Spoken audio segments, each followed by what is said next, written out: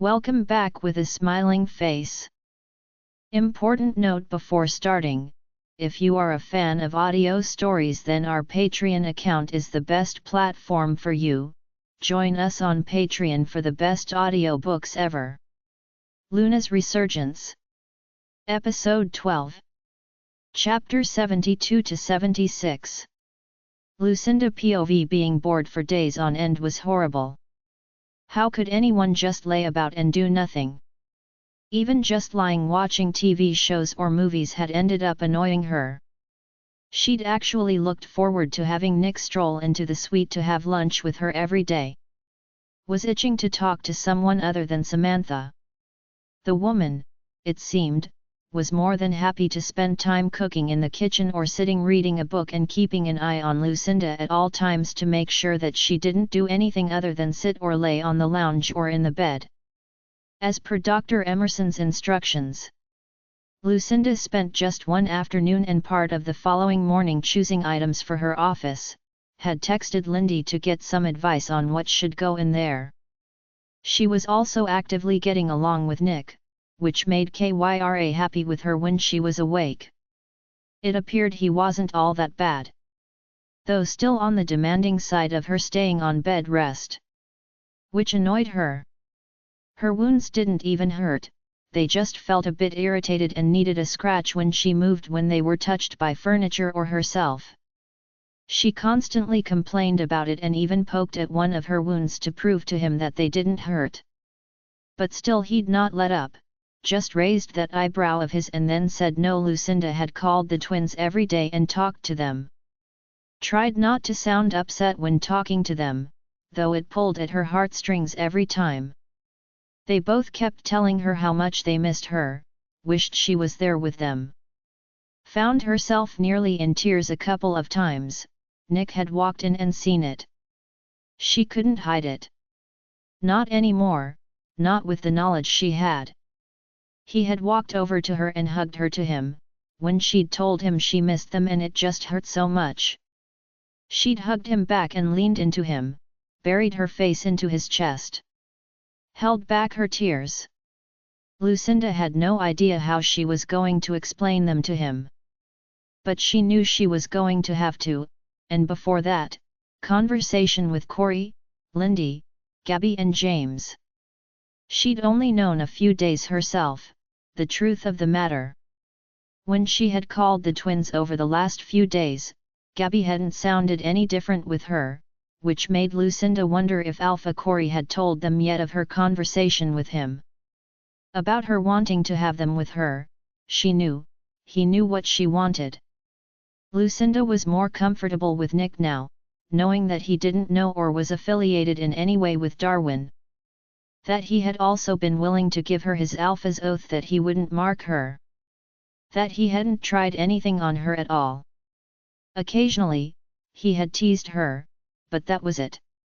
He was sticking to Dr. Emerson's words.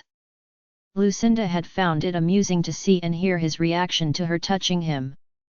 It had started out on her part as just absently touching his tattoo while waiting to fall asleep, and had turned into teasing him. When she'd realized, it increased his heart rate and he would clear his throat or suck in a deep breath, sometimes hold his breath too. She knew what a mate's touch could do, but he did not. This was all new for him and she quite enjoyed annoying him with it, seeing as he wasn't allowed to touch her back, so she had taken a few liberties, touched his tattoo quite often, keeping her touch soft as a feather, slow and lingeringly on his skin. Her finger was ablaze with tingles. She could only imagine how it felt for him. Kyra, when she was awake, wanted Lucinda to bite him playfully, a hard nip right to his knee as she had done Rip. Wanted to see Nick's reaction to it.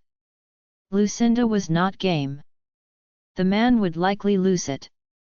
But she had, however, slid her finger right over his knee and teased it. To Kyra's delight, he'd let out a low growl. Lucinda had giggled and Kyra had chortled in happiness, got the desired response Lucinda guessed.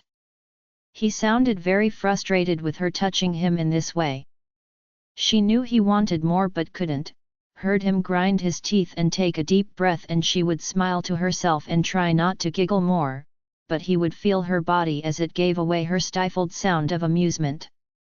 When he'd suddenly pinned her underneath him, she knew she'd pushed her teasing too far. The kiss that had followed, though only brief, it had in fact curled her toes and set her own heart racing. She'd looked at him from under her lashes and wondered how long she was going to be able to resist him, now that she was willing to allow their mate bond to grow and was actually feeling closer to him, very comfortable around him. Chose to sleep right in the crook of his arm, wanted to be there. Enjoy the smell of him now. Liked how it felt when his arms were around her. Didn't think it would take much, to be honest.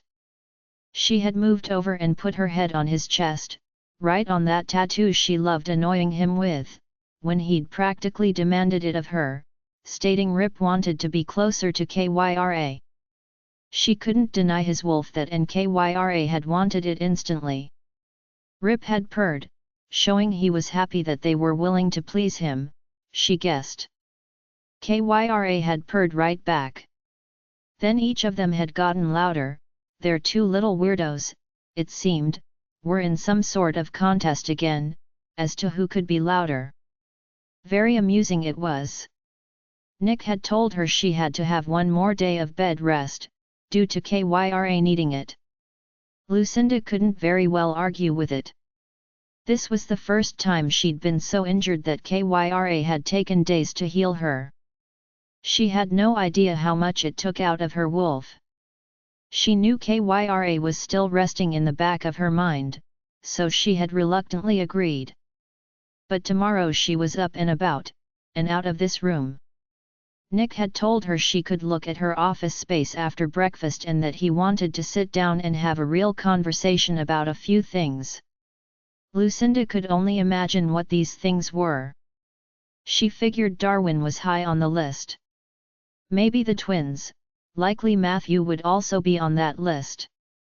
Though Nick had not said anything about Alpha Corey not knowing her family lineage, she had no idea if he'd call the man about it or not. That could be on the list of things as well, she guessed. Lucinda wanted to talk to him about being able to train again and the possibility of being assigned to Border Patrol. She knew he wasn't going to like it at all. Might get into an argument over it. But she couldn't just sit around and be useless all day, every day. That was never going to happen, it was not who she was. Though Lucinda knew Lindy did spend the majority of her time in her office, she had many Luna duties to do. Here there hadn't even been a real Luna in a very long time. Nick was 30 and he had older brothers, so like maybe 35 years or more even. So what Nick actually expected from her in that department she had no idea. Lucinda knew that she had an actual role to do, that a Luna was responsible for a lot, but had never had any training in that area.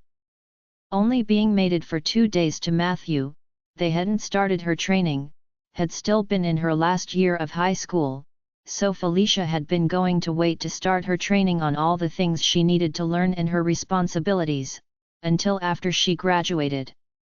Lucinda did know that she was responsible for the safety of the women and children of the pack. Especially when under attack. She wanted to see the lockdown mode in effect and was hoping Nick would initiate it for her. She also wanted access to it, so she could set it in motion. Otherwise, it was completely useless to have one. She also wanted to know and have access to the secret exit from the pack house, in case of the worst-case scenario. Most alphas never thought it would happen. But it did. She had seen it firsthand. Lived through one and been lucky enough to have survived it. Did not wish to do it again, ever. The only reason that they had not used the secret exit earlier that day was because Luna Felicia had gone into labor due to the stress of losing her mate and son, and the twins had arrived very quickly. There had been no time to use it. Lucinda would not make that mistake. Send her women and children ahead of her if need be. Nick had told her that everyone here trained, and she was glad to hear it. Wanted to pick some women and train them herself, if he would allow it. To help her defend them if the lockdown failed to protect them, she also wanted plenty of weapons on hand and to have the women know how to use them too. It wasn't an unreasonable request, but may sound unusual to him. She would have to wait and see. Lucinda also wanted to organize the training she had promised those teens. She had won that duel and their bet, so Nick couldn't stop her. She did need to meet this beans to make sure the teens all got their bows and were ready for training.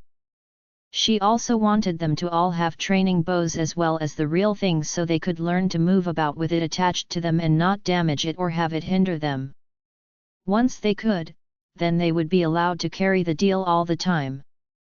Lucinda would also be getting all their sizes, she chuckled to herself, would be having outfits just like hers made for all of them. Though she wasn't going to tell him that. A little secret of her own for now. Maybe have a little fun later on with Nick, laughed out loud at the thought of him, thinking he was seeing her everywhere. Lots of fun probably. Till he figured it out that was. She wondered if the girls would all be in on a bit of mischief. Maybe if she, their Luna, promised to protect them against punishment, they might. Probably would have to involve Jeremy to help out with a foolproof plan. Nick arrived in the suite that night carrying Chinese takeaway. He told Samantha she could go for the evening. She'd frowned up at him, but then had left the suite. He put the Chinese food down on the coffee table and then handed her a book. Please read this chapter for me. While I get dinner sorted out, he'd opened the book to the place he'd had marked. Okay, she'd nodded and taken the book from him. The chapter was an eye-opener. There was such a thing as a Luna wolf, a direct descendant of the moon goddess Selena herself. Special. Kyra told her. Lucinda reread the chapter, it was relatively short. Kyra seemed not fazed by the information. But it did worry Lucinda a little bit, she hadn't felt her wounds all that much, there had been some pain while actually fighting the bear. But clearly nothing like what she was probably supposed to feel. Kyra hadn't seemed to mind, those wounds had not hindered her fighting abilities at all. Nick had told her that she was healing faster than a normal wolf would have done as well. The part about her being here meant that lots of pups would be born surprised her. She pointed it out to Nick. He shrugged at her. Kevin's mate is in heat right now, started the day after you got out of the hospital, and there are 6 other pairs of mated wolves in heat as of this afternoon, he told her, shocking her completely. What? But it states after I become the Luna, she stated confused. It started the day after she'd gotten out of the hospital, the day she'd actively stopped fighting their mate bond. She wondered if that was a coincidence. You are the Luna, Lucinda. It's just a formality right now, our mating and marking. I guess the goddess is already happy with our pairing. Lucinda frowned. It's weird, she stated, though Kyra did love babies, maybe that was why. What's so weird? Which part? He asked her. The pups thing. How can I affect a pack that much? Nick shrugged. You'll have plenty of Luna blessings to give, it seems. Lucinda frowned, this whole thing was new to her. The information he'd come across was freaking her out just a little bit, the thought of fighting without knowing how injured she was bothered her too. Nick was probably now going to be more unlikely to allow her to patrol or join in rogue attacks, she thought. Though was probably going to be more open to her training the women around her. What do you make of it? She asked him. Curious about his thoughts. Still thinking about it. It's a lot to take in, he commented. Lucinda sighed and looked right at him, bit the bullet, so to speak, border patrol. Not on your own, he replied without hesitation. So he had already thought about things. So, not a no then. Lucinda asked hopefully. I will consider it. A proper discussion needs to be had. Rules will be laid down and you will have to agree to them all. Both you and Kyra. He told her flatly. Definitely had thought about it, probably knew she was going to ask about it. She sat and ate. They were both silent for a long time. Lucinda, I'm curious about your mating with Matthew. The book said Kyra wouldn't appear until she came across her mate. I read that. She nodded. Didn't know what to make of it herself. Was he your destined mate, gifted by the goddess? He asked, and tried to sound casual about it, but she knew he was curious, had always been. Yes, she answered him, on my 18th birthday. He found me, on the way home from school. Marked me on the spot. In front of all my friends. Nick was frowning at her now. Middle of the afternoon, he queried. Lucinda nodded. Yes, it was one of those days when the moon was already in the sky. It was also a full moon that day. Everything just lined up, I guess. His frown deepened. But you didn't get Kyra? No, she admitted, a bit odd. Not if he or your wolf was not her mate. It was Lucinda's turn to frown now. How is that possible? I was his mate, but Kyra wasn't. We are one and the same. I don't know. Nick shook his head. Jeremy has a weird theory. About me not wanting to attend mating balls, which I didn't even from a young age, not after seeing how Alex and Liam acted during them. Disgusted me, to be honest. By the time I was 18, I already knew I was not interested in them. Therefore it appeared I didn't want a mate. So the goddess gifted you another. Could be. Did you really not want a mate? Lucinda asked him, curious about that now. It wasn't that I didn't want one. I just wasn't actively looking for one. She looked at him. Her frown deepened now. How would you ever get an heir then? Chose a mate? No. I intended to mate with one of the higher-ranking warriors to produce an heir at 35 and not before. Hoping for a surrogate, in all honesty. Would have raised the child myself. Lucinda was staring at him now. Was he crazy? No, she-wolf she knew would just give up her pup, not even to an alpha wolf, to raise as an heir to the pack. The moment a pup was born, they were instantly bonded to their mother, heck, bonded in utero for that matter. Do you know how insane that sounds? What she-wolf would give up their pup willingly? None that I know of, she told him. Nick just shrugged at her. I would have made a contract with them, I suppose. Lucinda shook her head. He was insane. A contracted pregnancy. You're weird, really weird, you know that, right? Not exactly brought up the right way, remember, he reminded her. I guess not, she nodded. Does it bother you? Knowing that is what I intended. Lucinda thought about that for a long while and then shook her head. Not really, you had your reasons, I guess. And what do you think those reasons are? He was frowning at her now. I don't know. You tell me. I didn't want to be like my father or brothers before me. Is all. This way, no one could get hurt, I suppose, he shrugged. You mean, you wouldn't have a Luna to annoy you, or reject later? No. I always intended to claim my mate if I found them, and I knew I would not treat them as my father or brothers would. She nodded, not much else she could say. It was his way, she supposed, but it did make her wonder which she-wolf in the pack he had his eye on. What did she look like? What his type was? So which warrior were you thinking? What? He asked, seeming completely shocked by her question. Oh, come on, Nick. If you were wanting a high-ranking warrior from your own pack, you must have a preference. Someone in particular in mind? I didn't. Not even once looked at them like that. No point till I was ready. They could all be mated off by then. Lucinda snorted, shook her head. A little dismayed by his attitude around the matter. How could he be so blasé about it? How could he not have already been thinking about and looking for that one that was good and strong? Now that she was hearing this from him, that she-wolf from breakfast and training sizing her up, made way more sense to her. Probably thought she had a shot at giving him that air he wanted.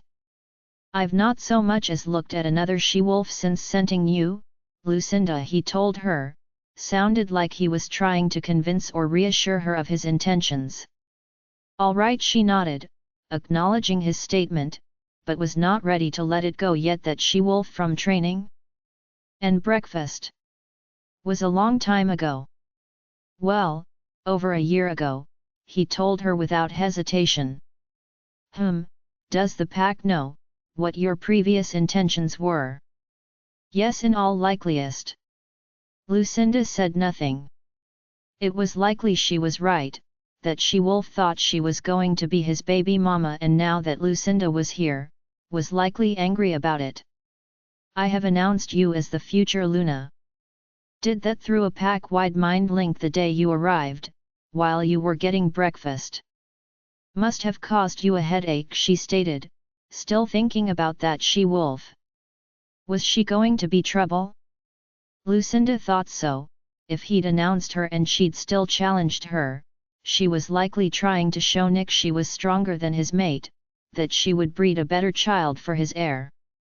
You're worth it, he smiled at her. You're hoping, she snorted back. I know. So does Rib. We want no other. Ever. Was all she said, though Kyra was very happy to hear him say it.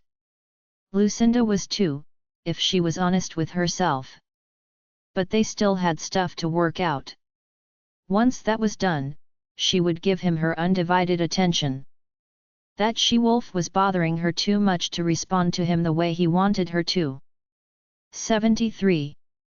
Nick POV handing her the book and asking her to read the chapter on her wolf was the easiest way to approach the subject, he figured. He allowed her the time to read it and absorb it as best she could. She pointed out the part about the moon goddess blessing the pack and lots of pups being born. He just shrugged, he didn't know either. But Kevin was currently in his suite, and would be there for a few more days, likely as his mate was in heat. Then this afternoon he'd received 6 other mind links from male wolves about their mates going into heat. Wouldn't be able to attend their patrol or training. Informed him of their mate and that they obviously wouldn't be attending their jobs around the pack either. It was definitely unusual for so many wolves to go into heat all at once. He'd mentioned it to Jeremy, who'd been in his office at the time. He'd laughed, guess it begins, boss. Better warn the pack hospital. Nick had simply shook his head. But it was odd indeed. Lucinda, claiming she wasn't the Luna yet, annoyed him quite a bit. She already scented of being his Luna, felt like a Luna to him. Had done the minute he came face to face with her. Just being his mate had made it clear she was the Luna, it seemed. Could be to do with Kyra being Rip's mate, he supposed. It also annoyed him because he'd already announced her to the pack as their Luna. Their marking and mating was just a formality. As far as he was concerned, it was going to happen. As far as he was concerned, she was the Luna. She was his mate and she had not rejected him. So she was. When it became official was up to her though. She wasn't the only one to think it was weird, that her being here would create pups in abundance throughout the pack. He had read in several other books that a goddess gifted Alpha and Luna of a pack made the pack stronger and happier. That was what they were. One had said it would make him happier and then the pack would also feel happier in return. He had been quite the aggressive, grumpy alpha he now realized. Not so much anymore. He was happier, his warriors had all seen it. His alpha unit, too, and the pack members watching him chase her through the pack a few days ago too. They had all seen him smiling and grinning while chasing her. Not something they would ever have seen with exception to Jeremy and his antics.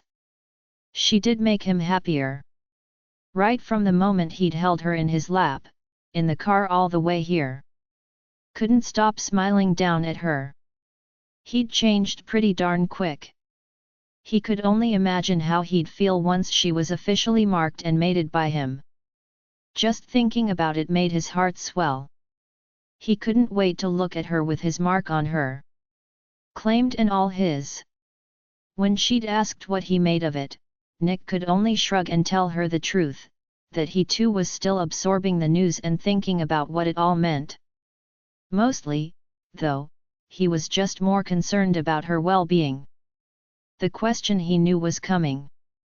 Border Patrol. He knew outright telling her no would set off an argument. She had already told him before. It was what KYRA was built for. He'd spent a lot of time this afternoon thinking about it, to be honest.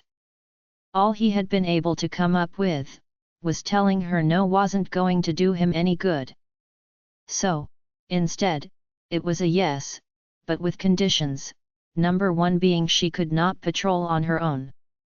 They could hash out the rest of the details in a proper discussion tomorrow. He'd brought up Matthew. Wanted to know more about them, seeing that the Luna Wolf only appeared when her mate was close by. Made him wonder if Matthew and Lucinda were fated mates, or if she had been mated off because she'd been wolfless. Mated off to anyone willing to take on a wolfless she-wolf. Chosen by this Matthew. To his surprise, she actually answered his question and in full and complete detail. He'd scented her on her 18th birthday, which happened to fall on a full moon, a rare day when the moon had been seen in the afternoon sky. To hear that he had marked her on the spot shocked him more than a little, considering her resistance to him and Rip. Just you, Rip snorted. KYRA likes me, always has.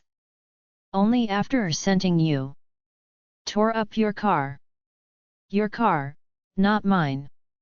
She didn't like you. No point in arguing, Nick thought, and let it go. When he told her he didn't think that Matthew or his wolf was KYRA's mate, she wondered how that was possible. He was wondering that himself. Had yet to figure it out. There was no logic around it that he could see.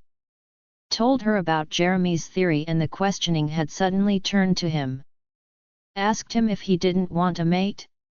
So he'd told her the truth, that he had not been actively looking for one. The question about him having an heir, nearly threw him. But he explained what he had intended to do before meeting her. Selecting a high-ranking warrior to produce an heir when he thought the time was right for him. She thought it sounded crazy. Called him weird. So he'd reminded her of his not-so-good bringing up. She stated it didn't particularly bother her, that he must have had his reasons. That statement made Nick wonder what she thought his reasons were. But she'd just stared at him and told him, "You tell me." So he had tried to explain it to her, which only led her to state that Aluna would annoy him and he'd reject her later. He had corrected her right away. Telling her that if he did ever find his mate, he had always known he would claim her and would never treat her like the rest of his family had treated theirs. To his dismay, she had changed track. Asked him which warrior she-wolf he was thinking of choosing. He'd not actually even thought about it, or even started to think about that she-wolf, it was too soon. She did not believe him and told him as much. He was concerned now that she thought he might already have picked one and she would likely have competition. Not going to happen. So Nick told her he'd not so much as looked at another she-wolf since scenting her. But then she'd gone on to question him about Valerie directly. Surprising him. Probably thought, seeing the way Valerie was acting, she was the warrior he'd likely have picked. So he told her that they had been together and that it had been over for more than a year now. Lucinda, it seemed, was curious as to if his pack knew of his intentions before her. It was no secret. There were probably a handful of she-wolves, highly ranked warriors. He supposed that might have thought they could be his choice. Lucinda was definitely thinking about it. Told her he'd already announced her as the Pack Luna via a pack-wide mind link the very day she had arrived.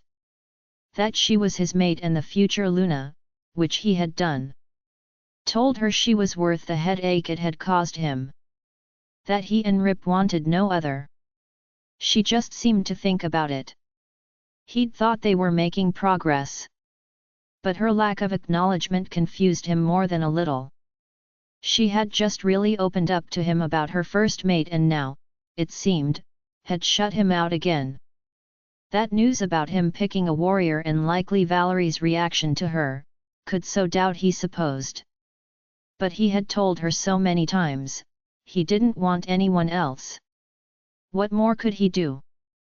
Other than mark and mate her to prove it, which she would not allow at this point. Nick was at a loss. Did not know what else to do. He cleaned up after dinner. She was still sitting on the lounge thinking, it seemed. It was too early for bed and she was all healed up now. Lucinda, would you like to go for a walk outside? He offered. He'd never seen her move so fast. Her eyes had shot right to his and then she was up, practically leaping over the back of the lounge in her hurry to go and get dressed. Yes, she yelled as she moved.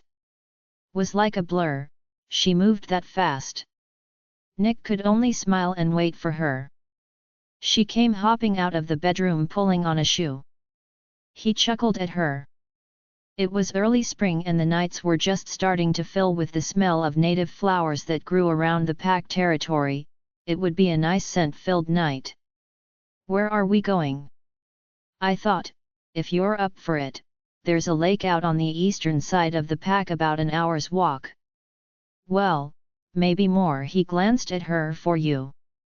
She poked her tongue out at him. We could race. I bet I'd win.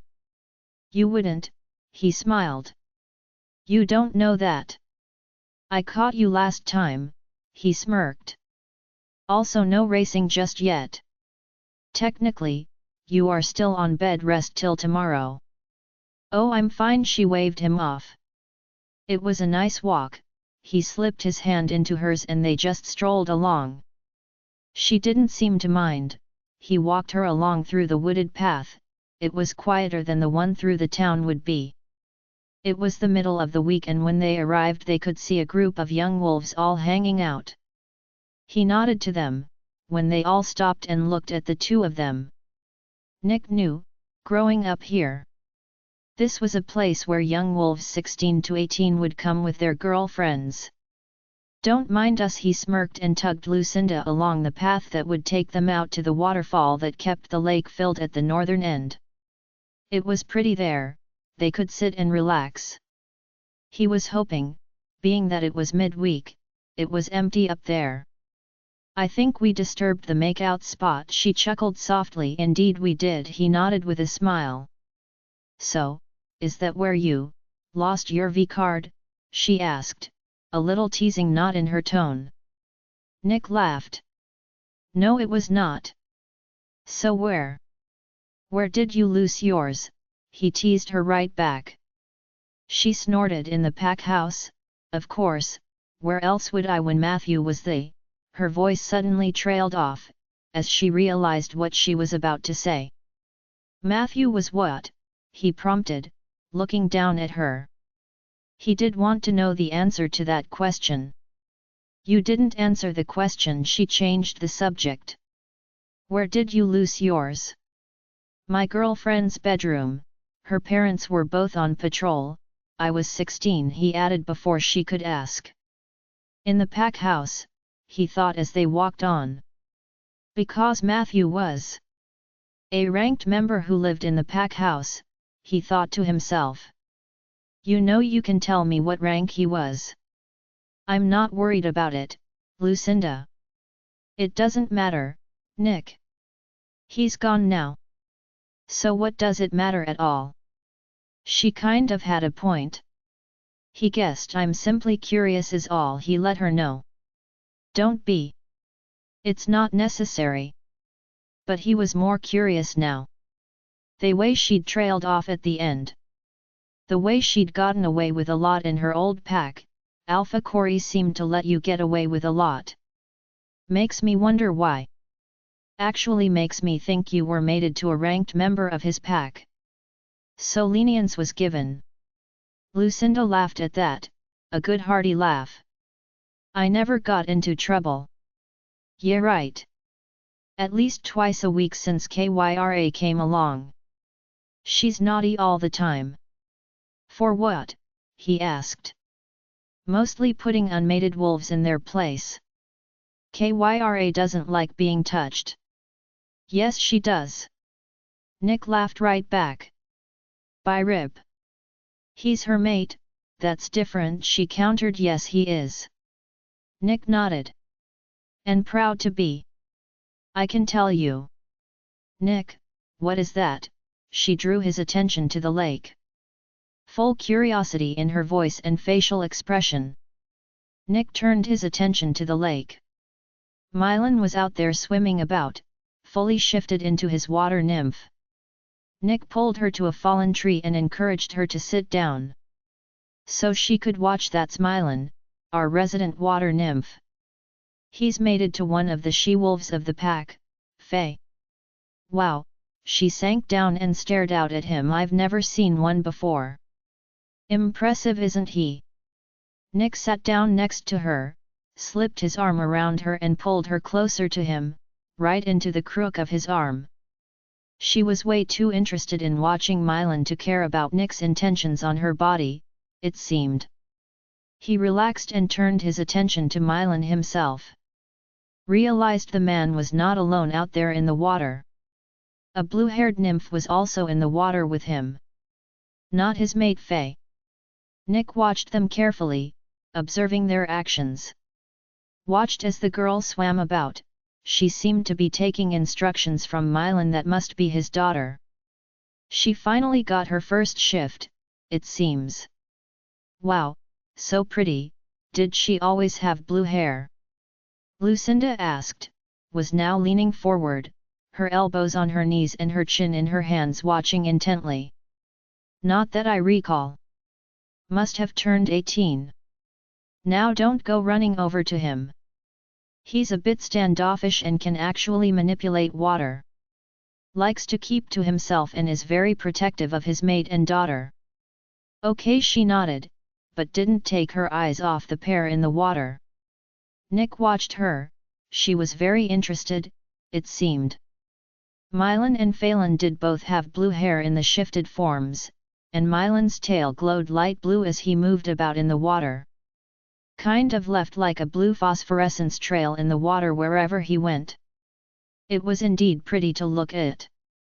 Nick moved his eyes further around the lake and saw Faye sitting on the other side of the lake watching her mate and child. She looked very proud of her daughter. She should be, Nick thought, and wondered if she would have the same water ability as her father. Nick and Lucinda just sat and watched. Lucinda, he saw, couldn't stop smiling at all. They watched until the girl headed for her mother on the far shore. Then Lucinda's hand was over his eyes to stop him from looking at the girl. He chuckled, I only have eyes for you, my dear. Still, she will be naked, when she shifts back. Lucinda told him. We should head back, he told her and got up. They strolled back and she tucked her hand into his after getting up. He smiled to himself. She wanted to hold his hand. Made him happy. Are there any other magical shifters here? She asked curiously. A kitsune. Nick nodded. That stopped her right in her tracks. She pulled him around to face her. Her eyes were really wide. Really, who's the lucky she or he wolf? Philip is the lucky wolf. Actually, you met him already. Put an arrow in him. The day we first crossed paths, he was one of the men sent to get you. Hee, got to be quick to catch me." She smiled and then turned to start walking again. Nick fell into step beside her. Jeremy is totally jealous of Philip. He has a love of red-headed women and Sabella is a red kitsune. Philip always torments him about it. Nick chuckled. So does Sabella actually. Got a bit of mean tormenting nature. Quite amusing to watch. Ah, poor Jers, she giggled, didn't sound like sympathy to Nick. It's fun to watch, you'll see. Sabella plays on it a bit. Always telling Philip she wants to go home and mate. Though not that politely, she gets quite descriptive as she walks away, right in front of Jeremy. That's a bit cruel. Well, if he didn't ogle what wasn't his now, trouble, she frowned up at him. No, not at all, Jeremy would never. He's actually big on the mate bond being protected. He and I have the same values. It's why he's my beta. Oh, I thought it was to torment you. She smiled up at him, teased him. No, that's just a side effect. That's mean. A side effect, but she laughed as she said it. Nick smiled, this walk was going well. She was talking and learning about the pack. Seemed happy to have a water nymph and very excited about the kitsune too. Good. They were back to getting along, and he was out showing her around. I'd like to sit and talk tomorrow. Properly, in my office. There are some things we should discuss. If you're up for it, he asked. Your office. Can't we just talk now? Private, would be better. It'll just be you, Jeremy and I. All right, she nodded. Why don't you want to come into my office? He asked, curious about it. They had reacted very strongly to not going in there the other day too. I don't feel welcome in there, she shrugged. That shocked him completely. He'd not once told her she wasn't allowed in there. Why? You don't want me to see things in there, she answered simply. Nick sighed. He knew she was talking about the pack model and pack map of the surrounding area. You are welcome. There will be no secrets from you as of tomorrow. Okay, she shrugged, but said nothing more. Her attitude was now closed off to him. Seemed she didn't believe him. Nick sighed internally, again she was gone from him. 1 minute, happy by his side, and then just gone the next. He couldn't understand it. 74. Lucinda POV. Lucinda was standing in Nick's office. The table in the middle of the room was indeed a model of the pack. It was very detailed. She wondered who made it absently. It even included the construction of the new school. She could see 2 lakes in the pack's territory, even Granny's cabin up north was there, along with half a dozen bears dotted around in the northern woods up by the lake and some deer as well. There were plenty of creeks and streams that fed into the lakes or out of them. Even a waterfall down by the eastern lake. She'd not seen that last night. Though from the look of it, the path that they had been on last night would have taken them right to it. Nick had probably been taking her there, but she had been distracted by the water nymphs. Most of his pack members lived just south of the pack house in and around the town center, but there were a few homes out near the eastern lake, a couple dozen on the model, and there were a half-dozen very large-looking homes dotted along the main river that ran down the eastern side of the pack. She pointed them out curiously. They were spaced evenly and gave lots of privacy, it appeared. River homes. Families can book them for events such as birthday parties or anniversaries and such things. Away from the pack, private. Nick told her as he was uncovering the map on the wall which showed the pack and the surrounding lands, where the other packs were. Lucinda walked over to it and looked at it. Nick touched the map. Half Moon Pack is here. Lucinda nodded. Her eyes moved from it to the east of it. She could finally see where her pack was in relation to where this pack was.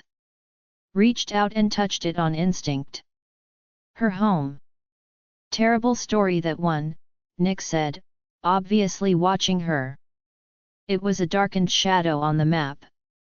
No one went to their aid. He sounded a little disappointed to her ear. I know, she nodded sadly, and let her fingers trail off the map. There had been no time to call for help. No one had even known there was an attack coming, till it was on them and Darwin was flooding the eastern border with all his warriors. No one had even had time to prepare for it. She sighed, couldn't help it. You know the story? He asked her softly. Lucinda nodded. Everyone does. It's very sad. The White Lotus pack was actually closer than the Half Moon pack, to Nick's pack. She was curious as to how long it would take to get there, from here. If Alpha Cori calls for assistance, it's 3 hours across rogue territory. Not that I would let you run across it, Lucinda.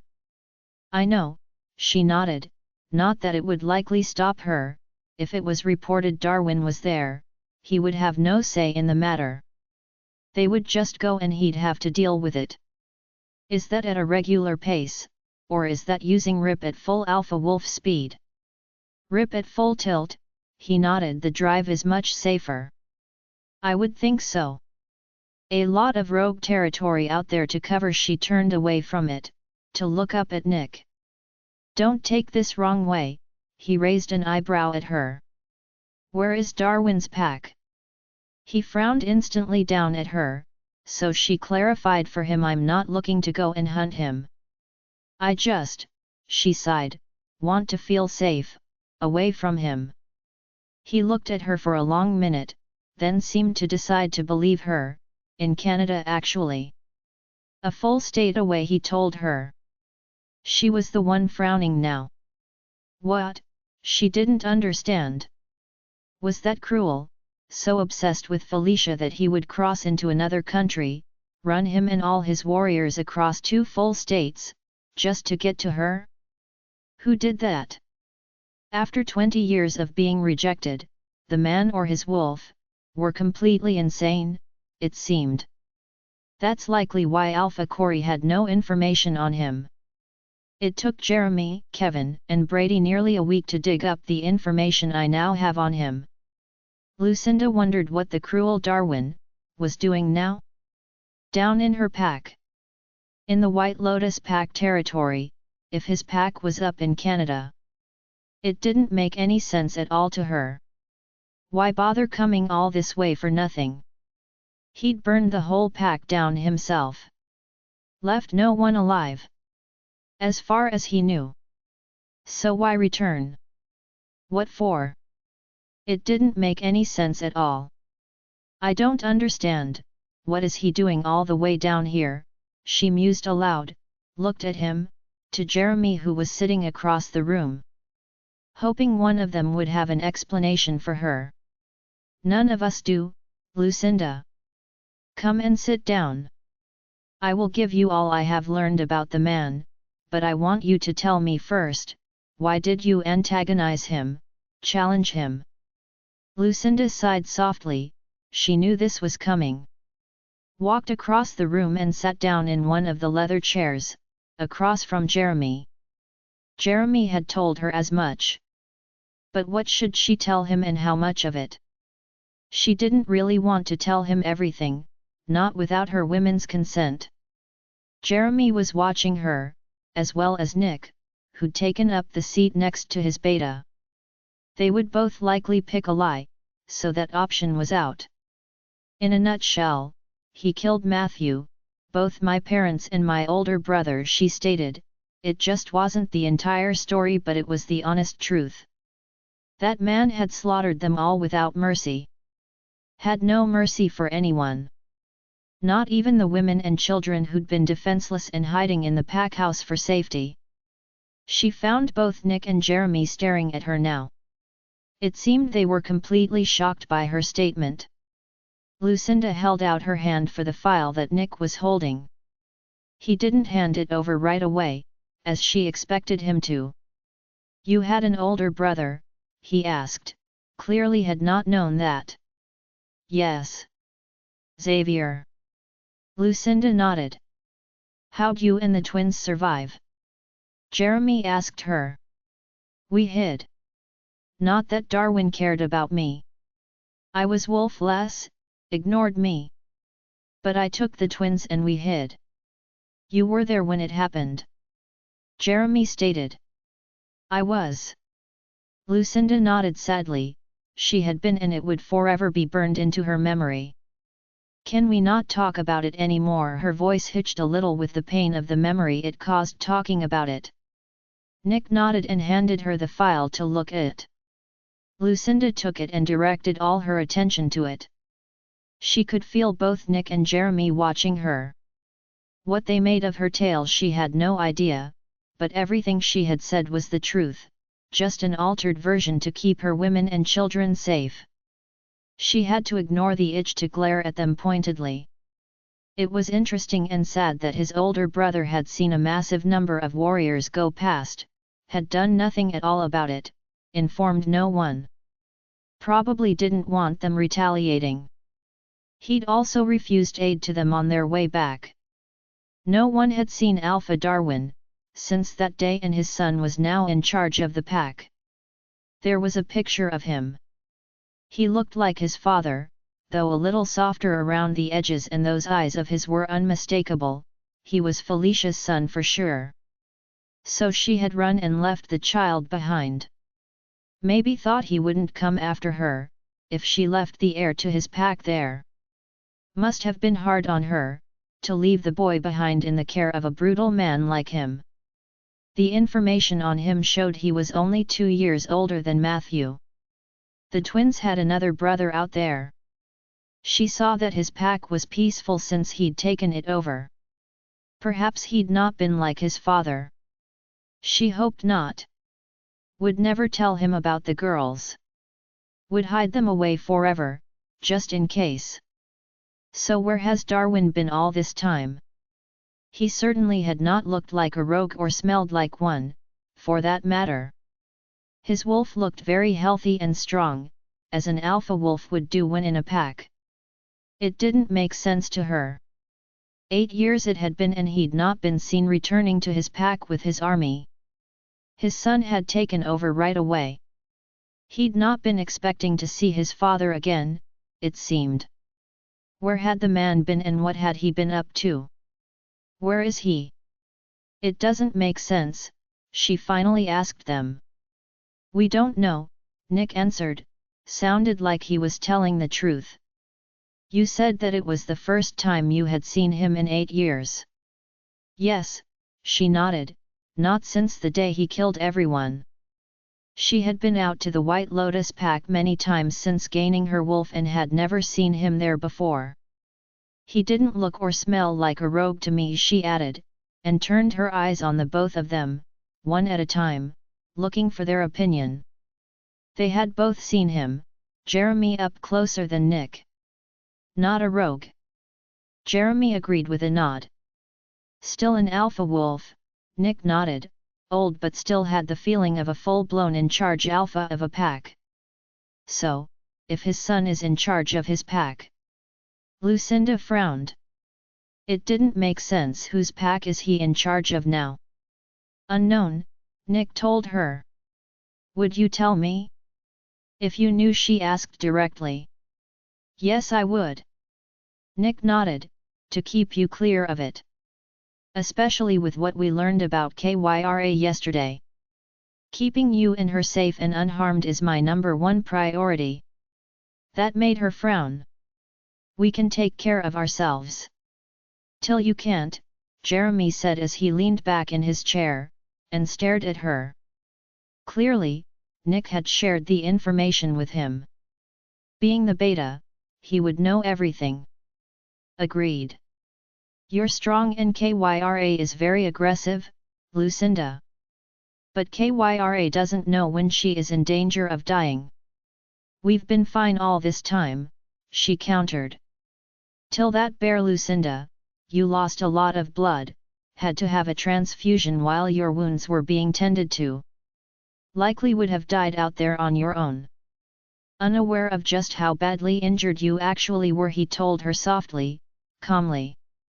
But she could hear the concern in his voice. She just frowned at him. Let's not argue about it. You read what we read about Kyra's wolf. Did Kyra tell you it was wrong?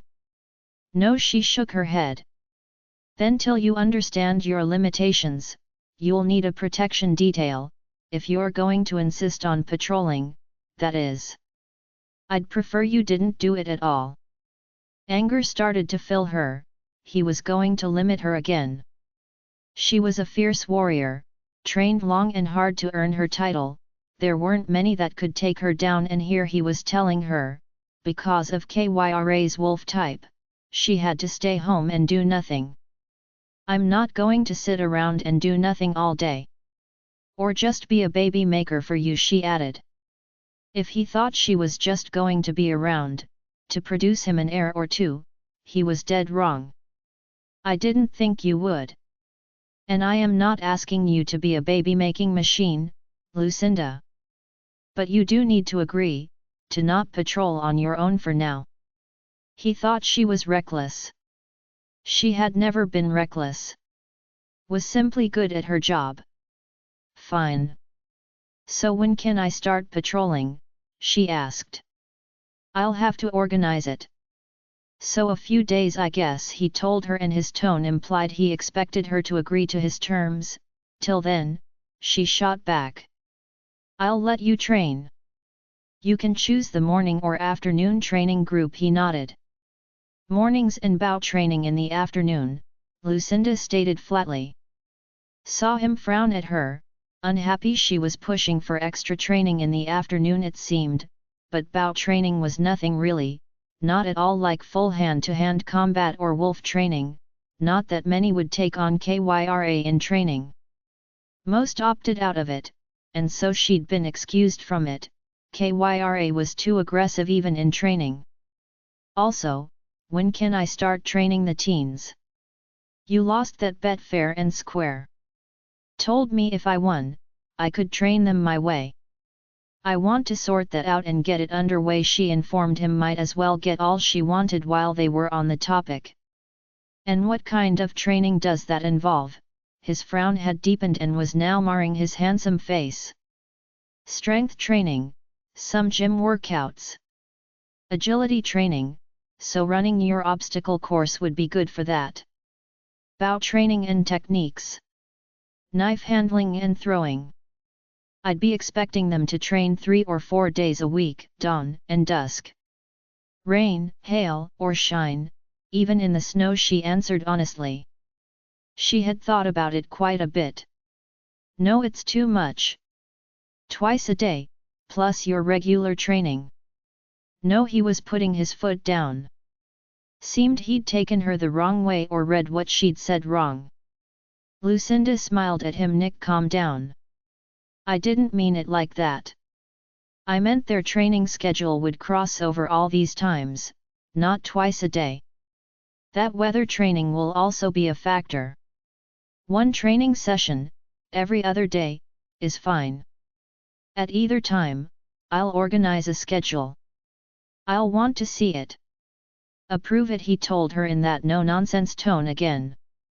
No. You said, I could train them my way. She was glaring at him now, her anger back. And you will, once I have checked the schedule. You don't trust me, she snapped, shooting up to her feet, glaring down at him now. Watched as he sighed in what appeared to be frustration. I don't want you training 6 hours a day. You don't need to. So, you're going to limit my training time with them too then? She was more than annoyed by this.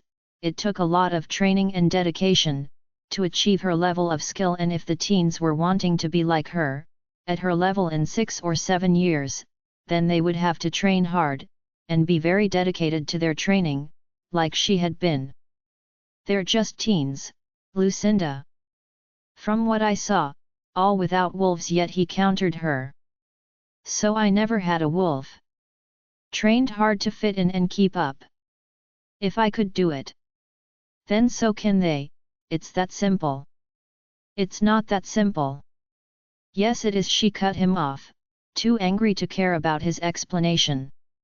She had never had Kyra and had learned and trained wolf less. These kids would eventually get their wolves and then it wouldn't be a problem anymore. They could handle it as far as she was concerned.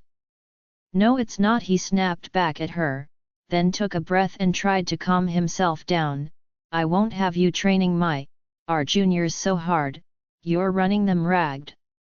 They will still have to attend their regular training and schooling, and I'm certain some of them will have part-time jobs within the pack itself. Everything has to be taken into account. She'd had enough. Do whatever you want, Nicholas, she shot at him. Clearly my way was never what you intended. She turned and stalked out of his office. Out of the pack house altogether. They'd had an agreement. He was not going to honor it, that much was clear. She was ticked off about it, had won that bet and in front of his warriors and the teens, and now, he was not going to honor it. Great role model for his own pack. It wasn't so hard to let her train half a dozen teens every other day at either dawn or dusk, and on the weekend, one daytime training session, just 3 hours, maybe 4 each time. It was nothing in the grand scheme of things. She knew how to break up training so as not to exhaust oneself. An hour of agility followed by learning to use the bow for an hour, so basically standing around. Then a run or hit the gym for another hour. And then knife training, again basically just standing around. It really wasn't all that much to ask for. Yes, she would have to take into account their schooling, so maybe afternoons would be better and only morning training on weekends or during the school breaks. Lucinda stalked all the way to the koi pond and stood there staring down at the fish. Training, everyone trained. That's what he'd told her. Everyone but her, it was going to be. Not now that he'd learned about Kyra, her type of wolf. Was completely paranoid, it seemed, that she was going to get injured and die. Not likely. Kyra snorted. I agree. Lucinda told her wolf. We never had to worry about it, in all these months.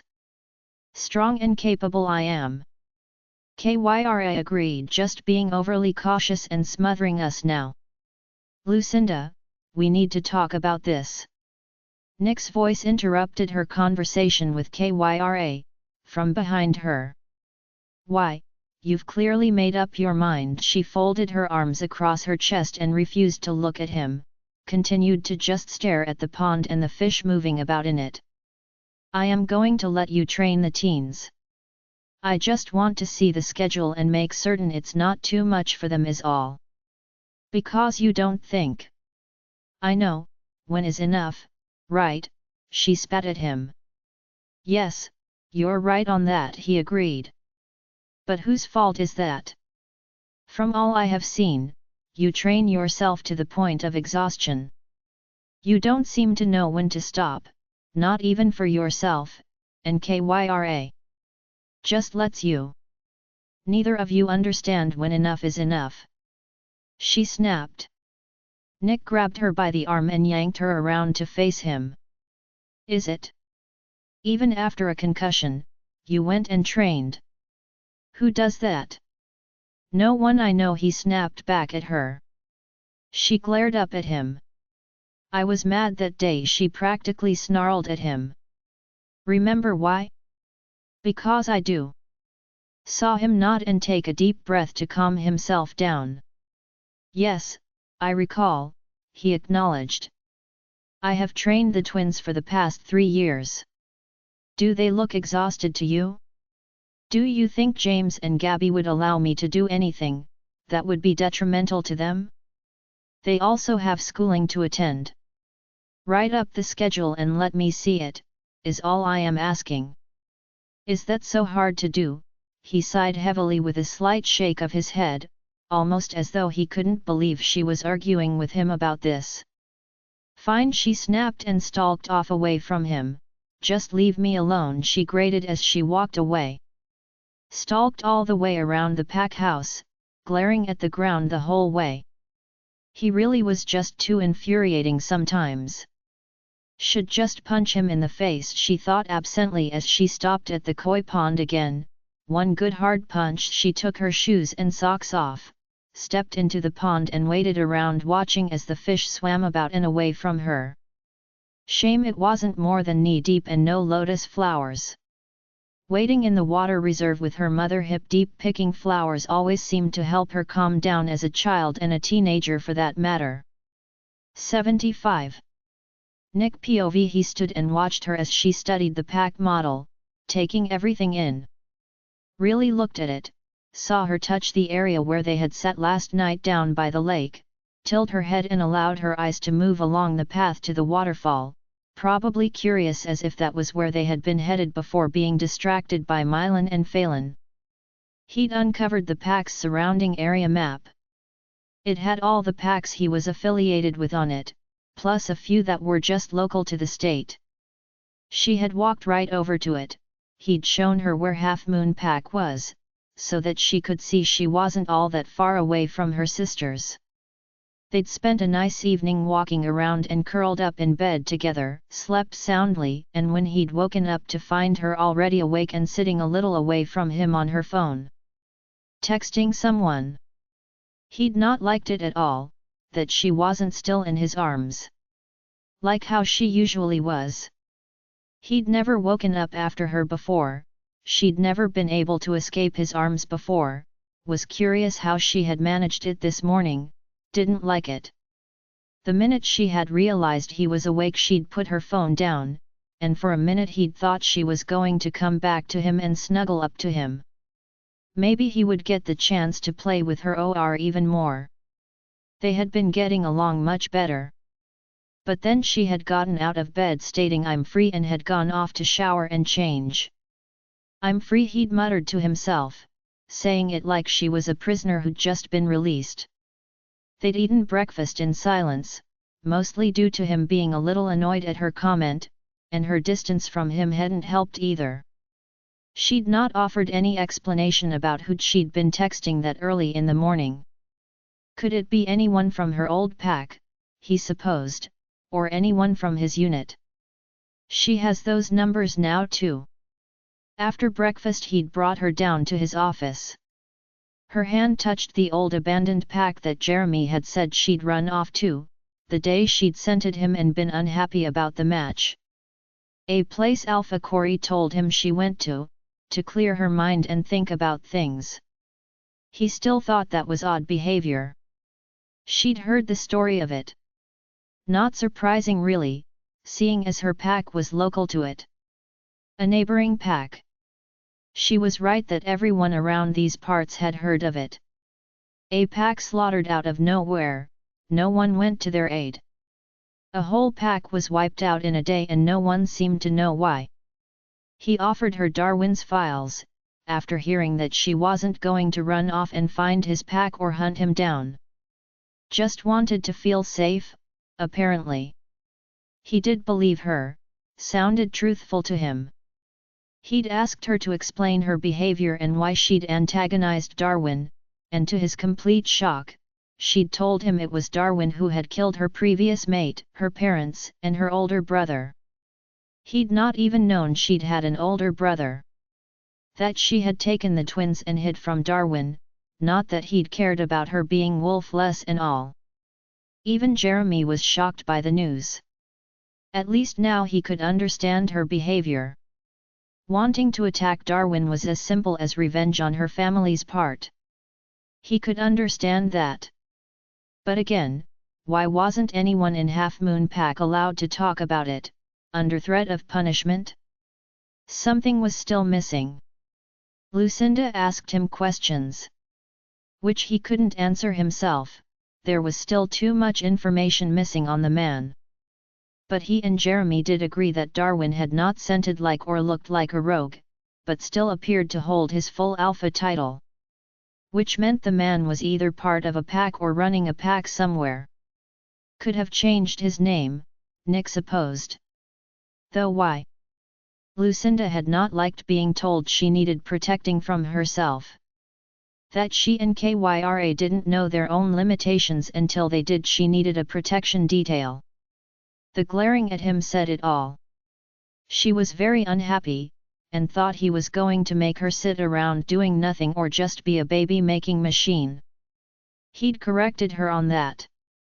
For one, he wasn't allowed to even ask for an heir, and secondly, they hadn't even gotten to that yet. He was happy to wait on her anyway. He'd told her all this before, but still it seemed she was having thoughts that was all he wanted. Too much family history and overhearing Valerie in the library didn't help. Too many things sowed doubt into her thoughts where he was concerned. Lucinda had begrudgingly agreed to patrol with others, but then had wanted to know when she would be allowed to do so. Telling her in a few days annoyed the woman instantly. So he'd offered her training instead, even gave her the option of a morning or afternoon training session trying to show her. He was happy for her to train, and whenever it suited her. Chose the morning option, which was good as far as he was concerned. It was when he trained. So they'd get to spend more time together.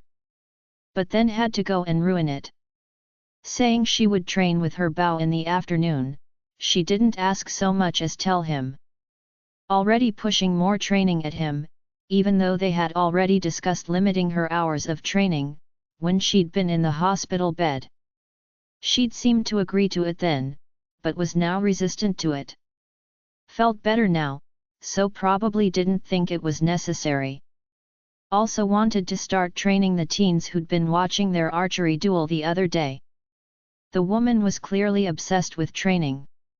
He asked her what it would involve. He couldn't very well say no. Everyone had heard him tell her it was a deal. Couldn't go back on it. Wasn't going to either. Just wanted to know what it was going to involve. 3 or 4 days a week, dusk and dawn. He'd nearly yelled at her. How can she think that is acceptable? So told her as much. He was not going to let them or her, for that matter, train 3 times a day. Outright refused it. He kept his anger in check but couldn't keep the annoyance out of his voice. She'd laughed at him, clarification given that was not what she had meant at all. Just that training would be crossed over all these times and during different types of weather conditions, that she would organize a schedule and they would train every other day. Telling her he wanted to see the schedule and approve it raised her anger and she'd claimed he didn't trust her. Trying to explain to her that it was more about the well-being of the teens without their wolves didn't really go down so well either. Tried to remind her they still had school, and regular training to attend, that 4 days a week training with her on top of all that, would likely exhaust them, so he wanted to make sure their training wasn't too much. He was the alpha and had to look out for all his pack members' mental and physical well-being, was all he was trying to do. She didn't seem to get it. Or couldn't understand it, due to the way she was, the way she had trained herself. Do whatever you want, Nicholas, she had shot at him, angry with him still. Clearly, my way is not what you intended, and then she had stalked out of his office. Woman never walked away from him, always stalked. He'd stood and stared at her retreating back. Really wanted to kick something across the room. They were back to arguing, it seemed. He took half a dozen deep breaths to calm himself. Ignored Jeremy's "I told you so" look and walked after her. She didn't go that far, out to the fountain to stare at the koi fish. Trying to get her to discuss it did not go well. Even telling her he was going to let her train the teens as she wanted, that all he wanted was to make sure she wasn't pushing them too hard. She'd actually gotten it right, when she'd accused him of not believing she knew when it was enough. Nick had seen her push herself, well past her limits, on 2 separate occasions now. One of those had been while she'd been recovering from a concussion. They were yelling at each other right out in the open, right in front of the pack house for all to see, and there were pack members about. He knew they'd be watching, if not, would definitely be hearing them. He tried to calm himself down, and she'd brought up her being mad at him on that particular day, also reminding him point blankly that she had not forgotten, made him sigh. He was certain they had gotten past that. Evidently not. Stood there and yelled at him about having trained the twins and that she'd never exhausted them, told him they were also in school. All he could do was again ask her to write up the schedule and let him look over it. It really wasn't that hard a thing to do.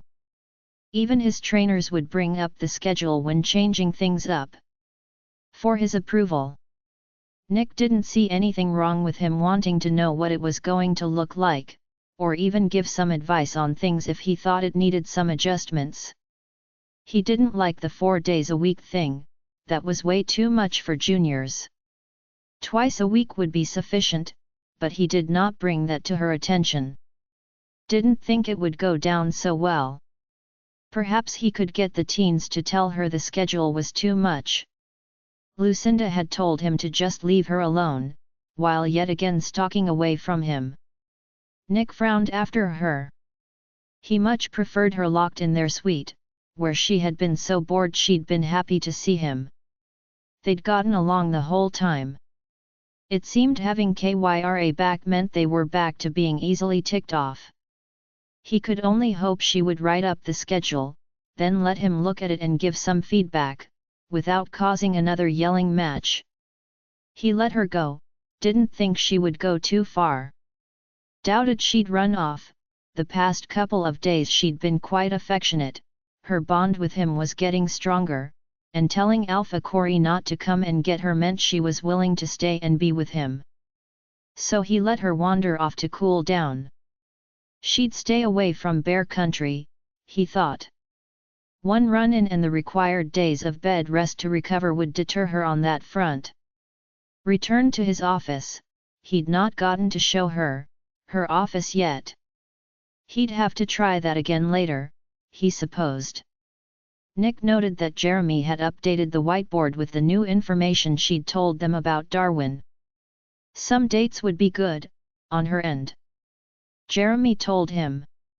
You might have more luck than me, Nick commented with a shake of his head. You knew, training was going to start an argument with her. Yeah. But better to get it sorted out quickly. Nick muttered, not that it was at all sorted out, not even close, he thought. Quickly. Where is she? Jeremy chuckled. Shut it, told me to just leave her alone. All I want is to see the schedule. Is it really too much to ask for? He asked Jeremy. He didn't think he was being unreasonable. But was he? No, Nick. You're the alpha and it is your job to make sure everyone is safe. Why doesn't she understand that? Who knows, maybe, just used to getting her way, all the time, Jeremy offered. Maybe he didn't know, she'd told him. She'd was always in trouble since Kyra came along. Always in Alpha Corey's office. The training though. Wanted to train in the morning for herself. Practice with her bow in the afternoons as well. If this was the case, when was she expecting to find time to train the teens? If it was in the morning and her training went from 5 a.m. to 7 a.m. The teens had to be on the school bus by 8 a.m., to make it to school out in the human world. It didn't make sense, there was not enough time. She'd said dawn, which was when she was supposed to train, with the adult warriors, though they only trained 3 times a week and several groups ran throughout the day. The Omegas generally trained during the middle of the day and the highest-ranked pack members in the afternoons. He and his unit trained most mornings and ran the junior training twice a week, and he and only his unit on a Sunday morning. Pushed themselves harder that day, against each other with all their strength. Nick wondered about all her training, and her need to train so hard. It brought him to think about her words in the hospital, and he wondered what she had meant by needing to protect them. Her wolf was big on being protective. But Lucinda had been training for years, before she got Kyra, and if it was the twins she was talking about, they were in the care of the Half Moon Pax Gamma and his mate. A ranked member of that pack, living in a suite with a lockdown mode of its own, he imagined. That brought him to think about her previous mate, and he walked over to the whiteboard and wrote ranked member and put a question mark next to it. You think Matthew was a ranked member? Yes, told me. Nick smiled at the thought of the conversation. They'd had lost her V-card in the pack house, where else would she? Considering Matthew was then she stopped herself from finishing the sentence. Interesting. How'd that come up in conversation? Went for a night walk out to the lake, came across a bunch of teens hanging out. Ah, the makeout spot. Yes. It didn't escape her attention. She then casually asked if that's where I lost mine. Jeremy smiled at him. Good to see you two are actually getting along. At times, Nick sighed. She's opening up, Nick. Just give it a few more days. Everything seems to be moving along since the hospital and you explaining about Mary. Earned some trust, I'd say. I guess, he sighed. It was never just forward though, always backwards as well. Actually, we saw Milan and his daughter at the lake. She shifted finally. A water nymph like her father. They were both out in the lake. Do you think she'll be like him? Jeremy asked curiously. Don't know, he's not officially registered her shift yet. Probably take the man a few days. Seemed to be teaching her water nymph stuff. May have even been her very first shift. The next full moon will be interesting for Milan. Jeremy laughed. Probably hide her away. Likely, Nick smiled. Milan was very protective. If she was mated off, that had better be prepared to beg Milan, so Phelan can be marked by him. Milan was likely to get between the two of them and hinder the process. What's Valerie up to? Nick asked. He'd not had a report this morning, had been busy with Lucinda. Nothing on all accounts. Trained this morning. Seemed to have her eyes peeled for you though, asked why you weren't at training. And Brady told her it was none of her, and I quote business, to get back to training or I will be your partner. She stalked off and found a partner of her own. You tried talking to him about it yet? Nick asked. Brady and Jeremy were quite close, not as close as he and Jeremy, but Brady did love to play into Jeremy's games and that had created a good bond between the two. Yes, he nodded, told me you weren't the first alpha she'd betted, did both Liam and Alex. Nick visually shuddered in disgust. Yuck. I need a shower just thinking about it now. I honestly don't think he's angry at you, Nick. I think Brady senses on some level that she is a threat. Has alpha on the brain, so to speak. Still watching her, I presume. I believe so. But other than asking about you. She trains and works, hangs out with her group of friends, nothing out of the ordinary, since you put her in her place. Good. She was even making Rip nervous. Nick felt some relief. Made us all nervous, Nick? Why would you need the Luna's blood? That is the question, isn't it? Nick was still curious about that. She'd brushed it off with a somewhat logical reason, but he didn't believe it, didn't think she was about to go and state the truth either. Nick knew that Emerson would have a small vial of Lucinda's blood, stored away, in case of an emergency, would have kept it after cross-matching it. Was the standard protocol. Made it easier for future reference to have one vial on hand with the wolf's name and blood type noted on it, than to try and recall it by memory, or to draw it up and have to cross-match it during any other emergency. Lucinda had to have a transfusion, so Nick knew he'd already cross-matched her, and he'd known how much wolfsbane had been in her system as well, so it was clear he had taken her blood. There was no need for Valerie to try and get it. That she-wolf was up to something, but what? 76. Lucinda POV. This morning's discussion had not gone so well. Lucinda understood it was entirely her fault as to why. Nick was now worried that she and Kyra would get injured and not be able to realize it, due to their lack of feeling serious pain. It was a concern she now also held as well. But hadn't liked hearing him tell her she didn't know her own limitations. Kyra had never been seriously injured before.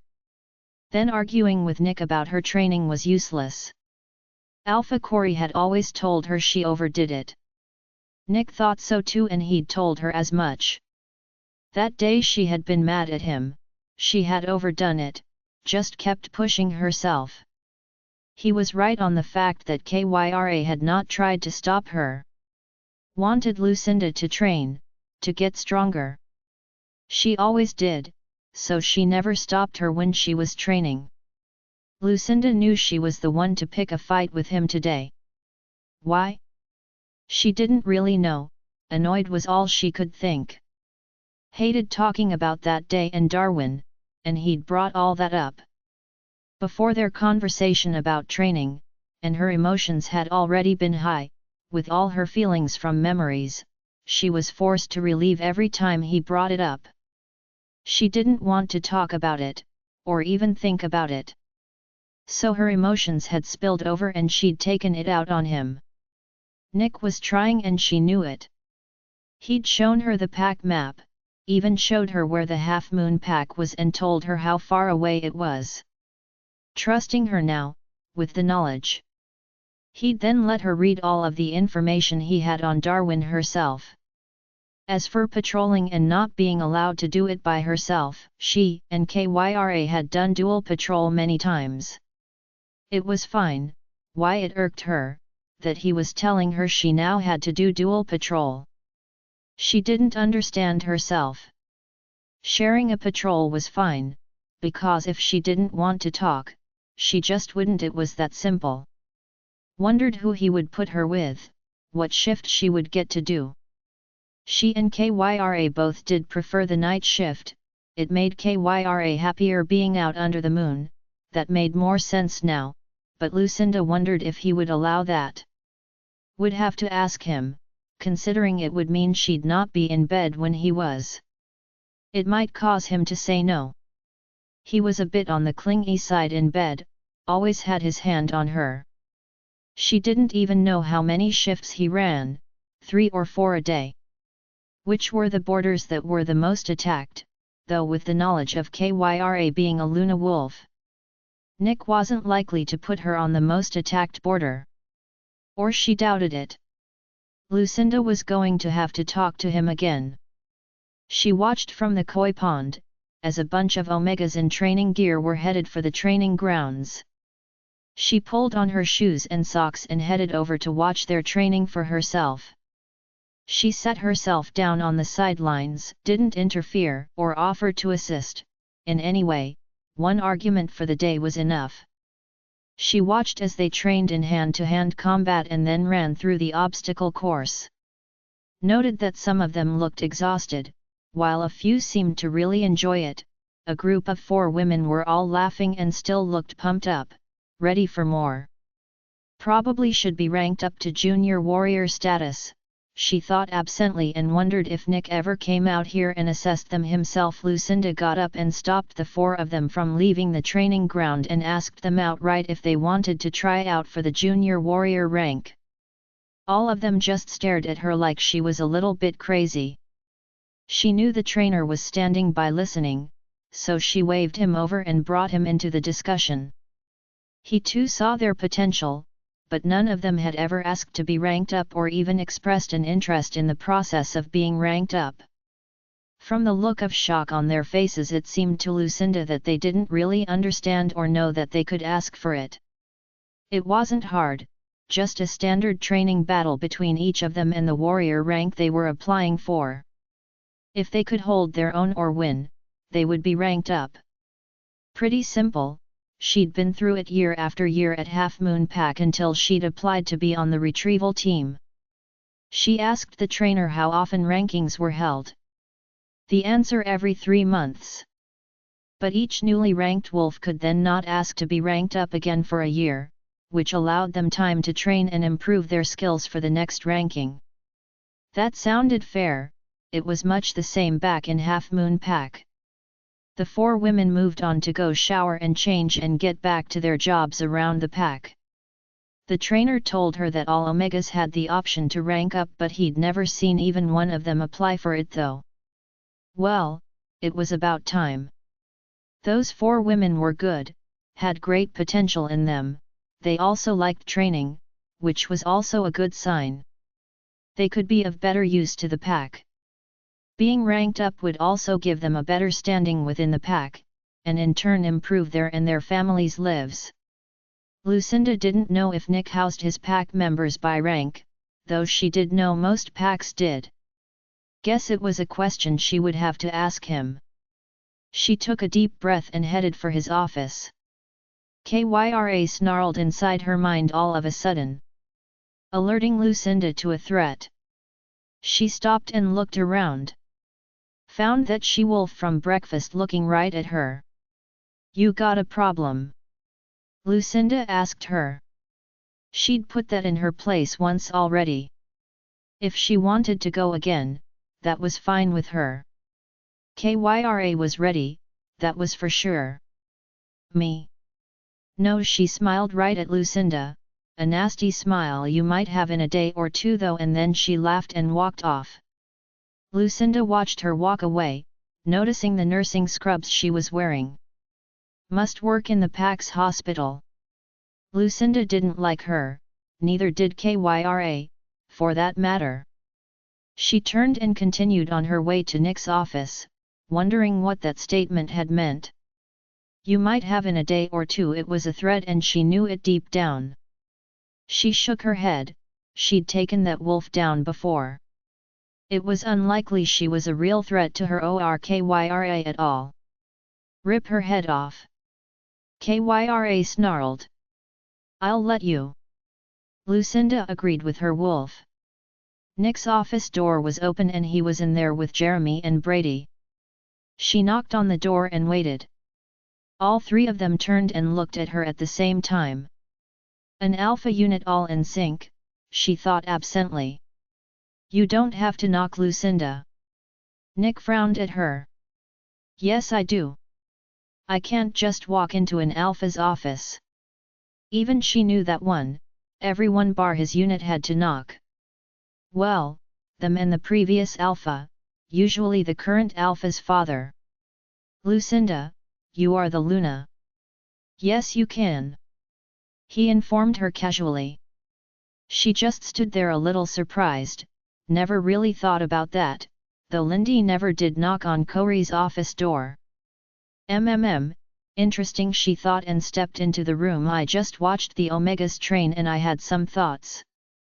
"Sit." Nick indicated to a vacant chair next to Brady. She sat there. "Are 4 that could be ranked up. How often do you observe them?" She jumped straight to her point. She watched as he leaned back in his chair and smiled at her. "I read or hear the report every week and watch once a month or so." Lucinda was not sure what he was smiling at. They'd had a fight last time they'd spoken. What was there to smile about? She had no idea. "Then how did you miss it?" "I'm sure they didn't just get good all of a sudden." "I noticed," he nodded, "they have not asked to be ranked up." "Offer it." "I don't think they will ask, from what I saw when I brought it up with them," she told him, and from those women's expressions today, she didn't think they ever would either. "Not my place, too," he shrugged. "What? That's ridiculous," she nearly yelled at him. "You're the alpha, of course it's your job. She took a breath and reined in her annoyance at him telling her it wasn't his job. Who else is going to do it? Not his job, he'd been in charge for 5 years now, of course it was his job. He'd raised an eyebrow at her tone but didn't seem to take offense to it all. You are, he stated, sort it out. That's now your department, I do believe. The Lunas rank Omegas. And you being the Luna, he left it unsaid. Technically, she wasn't the Luna yet. So, technically, it was still his job. He was staring at her, almost challenging her to deny what she was, she supposed. There was that technicality that she was actually already a Luna, not that he knew that though. So she guessed she did, actually have the authority to rank up Omegas. She sat looking at him, as he looked at her.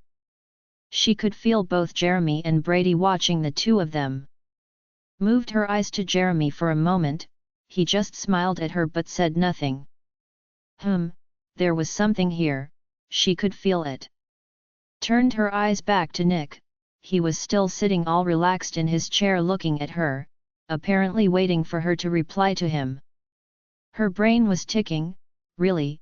She asked and leaned back in her chair, chewed on her lip for a moment while that ticking itched at her.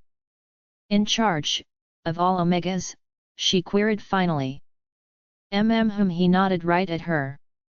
She smiled to herself. Well, now that was an interesting thought. She sat and stared at him. All of them. You say that tick had finally stopped. Samantha was an Omega, but he looked at her as his mother. She did want to apologize to him for picking a fight with him this morning. Her smile twitched in one corner. A little devious plan had formed, on a way to give him a nice gift with her apology. He smiled. Disappeared. Why? Samantha annoys me, can I dismiss her? She asked casually, her smile gone, her poker face on. She had no intention of doing it. Just wanted to see his reaction. Her plan to annoy him, but then make him, hopefully, really happy had hatched inside her. It wasn't just his reaction she got though. Nick was frowning deeply at her, unhappy with her statement. Brady had actually inched away from Nick instantly, even though they were in separate chairs. Jeremy buried his head in the file he had been reading before she'd come into the room. So, Samantha was not to be messed with, so she had guessed right. Nick did look at her, as his actual mother, not just someone who'd raised him. Why? He asked, a slight hard edge to his voice now. Why? That tea she forced me to drink was horrible, is why. She came up with the only thing she could think of at that moment. The woman had been nothing but nice to her. You needed to heal, he stated flatly. That hard edge was still there. He didn't like what she had said at all. It was good for you, for Kyra, he bit out, anger tinging his words. Where does she live, Nick? She ignored his anger. I'll go myself, she smiled at him. I'm not allowing it, he snapped at her, all his anger in force. Had definitely pushed his button on that one. So I don't have that ability to rank all the Omegas then. She shook her head. My job, not my job, I see. So you can go and rank up the Omegas to warrior status then. She then turned to look at Jeremy. Jeremy, may I have a word, in private please? Lucinda, Samantha. Lucinda cut him off with a wave of her hand. I know what she is to you. It's fine. Jeremy, she prompted him in a formal tone. Jeremy was looking at her, then glanced at Nick, who was looking nonplussed, and then turned to look at her again. Just 5 minutes. Then you may go back to whatever you were doing. She stood and walked to the door, found him still looking at Nick, kind of asking for his permission, she thought. Well, let's see how high you can jump, Jeremy. Beta, she snapped. Am I not the Luna? She threw all her Luna aura at him. Goddess, it was hard to keep a straight face, watching him shoot to his feet and react to her authority, much the same way he would be to Nick, if he ever used it on him, she guessed. Highly doubted it. He had jumped up exceptionally fast and was striding over to where she stood by the door, in full beta mode, not much else he could do. It was very funny. Nick, she turned and looked right at him. I want to discuss the lockdown with you later. If you don't mind. His facial expression had gone from nonplussed to complete shock over her use of her Luna's aura. Wondered if he felt it. He must have. The expression on his face was priceless. She'd not once exerted herself yet, and wondered how strong it was. She had no idea actually. Knew she could use it, but had never done so. Well, she and Lindy had played at it but never seriously. She walked out of the office. Nick was still just staring at her, and had yet to answer her question. Close the door, Beta, she stated, still using her Luna aura to get him to do as she wanted. Then they walked across the foyer to the other side of the room. Yes, Luna, he replied, all his beta respect showing. She couldn't hold it in anymore. She put her hand to her mouth and turned her eyes onto him, saw him register her amusement and visibly relax and shake his head at her. Oh! You're going to pay for that? At some point? Oh, come on, Jers, did you see his face? She burst out laughing. Must have reminded him of Lindy. Shame I couldn't take a photo. Yes, I imagine you did, he chuckled. What can I do for you? Where does Samantha live? She asked him in all seriousness. He was frowning at her. Don't do it, Lucinda. He'll be one alpha, if you do. I'm not going to. I'm not cruel. Just needed to see his reaction was all. Well, don't mess with her, she raised him. And Mary. I know Jeremy. He told me. You can come with me if you like. I'm not getting between you and him, Lucinda. He shook his head, not convinced. Oh, Jers, come on. I would never harm her. I actually really like her. Very motherly. I just want to pay her a visit, I swear. Jeremy stood looking at her for a full minute. I could order you to, she mused aloud for him to hear. Goddess, he muttered. Lucinda grinned at him. Tell me or show me. I'll go with you, but...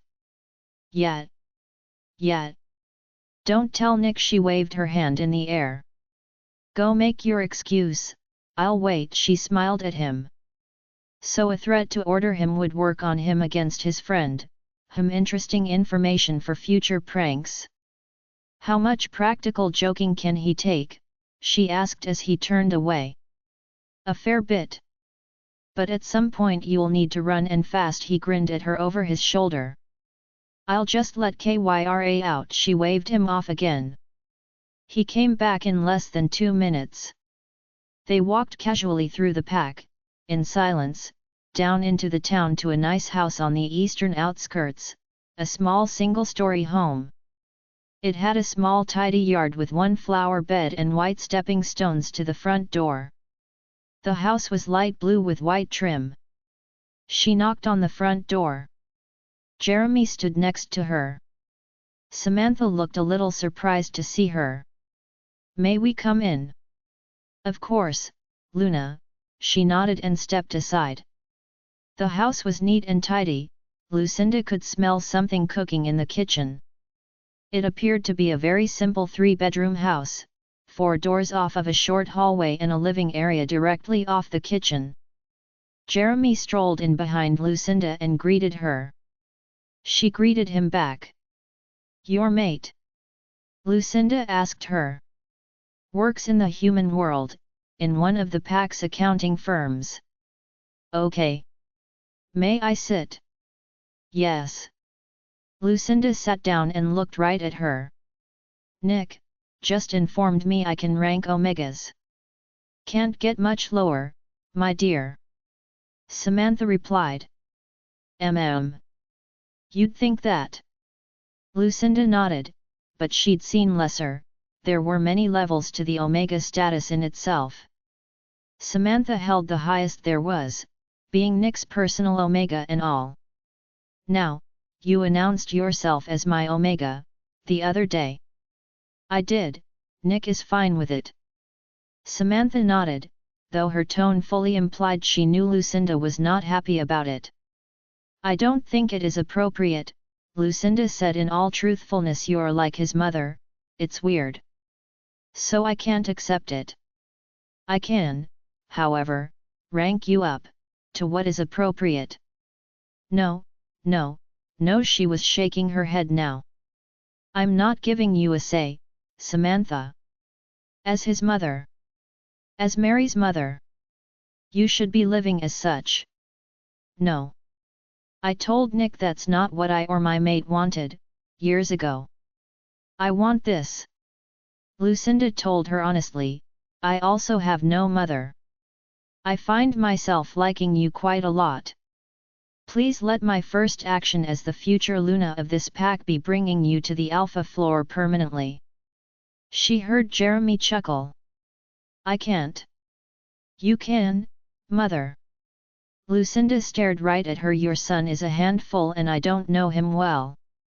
But the first time he mentioned you to me, he asked me, to please be nice to you, so that is what I am going to do. I can't. Samantha was shaking her head now. You will. Lucinda said and meant it. Stood up and cleared her throat.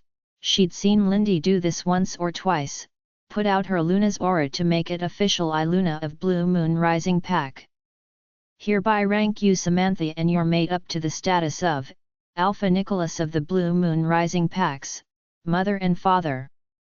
You will move into the pack house onto the Alpha floor, no later than tomorrow afternoon. She dropped her aura and continued. Jeremy and I will find you suitable accommodation within the next 2 hours and let you know which suite will be yours.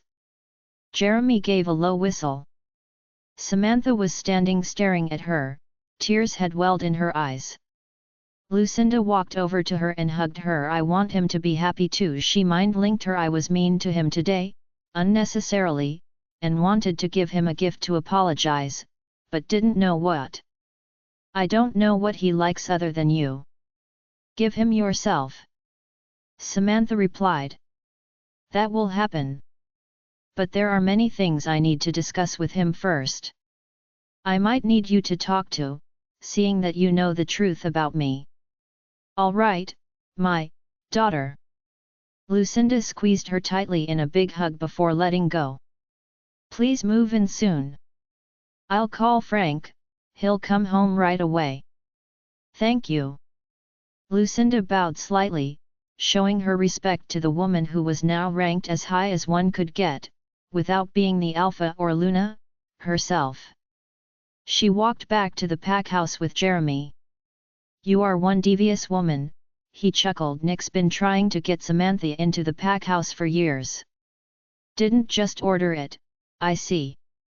Nope. Why'd you do it?